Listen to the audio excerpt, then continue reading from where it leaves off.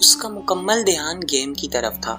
جیسے میں نے اپنی ٹانگیں اس کی ٹانگوں کے اوپر رکھ دی، ہم دونوں کمبل میں لیٹے ہوئے تھے۔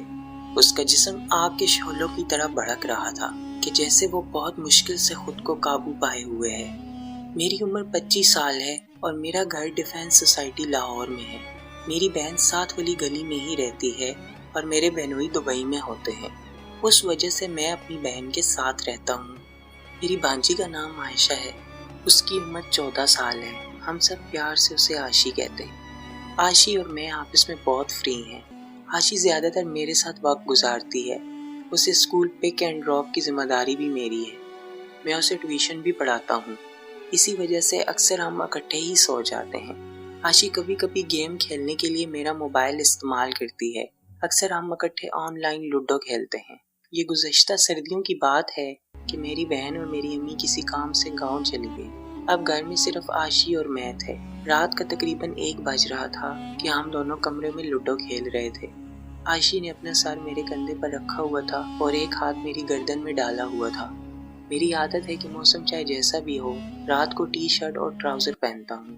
لوڈو کھیلتے ہوئے آشی بھی میرا ساتھ دے رہی تھی۔ اس نے اپنی ایک ٹانگ میری ٹانگوں پر رکھی ہوئی تھی۔ اس سے پہلے آج تک میں نے آشی کے بارے میں کبھی ایسا نہیں سوچا تھا۔ میں نے اپنی ٹانگ کو سستانے کے لیے اوپر کیا اور پھر دوبارہ سیدھا کر دیا تو میری ٹانگ آشی کی دونوں ٹانگوں کے درمیان آ گئی اور اس نے بھی اپنی ٹانگوں سے میری ٹانگ کو جکڑ لیا۔ ہم بڑے مزے سے لوڈو کھیل رہے تھے کہ اچانک مجھے آشی کی ٹانگوں کی گرمائش محسوس ہونے لگی۔ میرے دماغ میں عجیب سے گندے خیالوں نے رقص کرنا شروع کر دیا اور نہ چاہتے ہوئے بھی میں نے اپنا ایک ہاتھ آشی کی کمر پر رکھ دیا۔ آشی نے بھی کچھ نہیں کہا بلکہ اس کی ساری توجہ لوڈو کی طرف تھی۔ میں لوڈو کھیلتے ہوئے آشی کی کمر پر انگلیوں کے پورے پھیرنے لگا۔ آشی نے کوئی خاص توجہ نہ دی۔ میں نے آشی کا بازو اپنی گردن سے نکالا اور موبائل اسے پکڑا دیا کہ کچھ دیر تم کھیلو، میں تھک گیا ہوں۔ آشی تو پہلے ہی موبائل پکڑنے کے لیے تیار تھی۔ میں نے آشی کو موبائل دے دیا۔ اب آشی تکیے کے ساتھ ٹیک لگا کر سیدھی لیٹ گئی اور میں سائڈ پر اسی طرح لیٹا رہا۔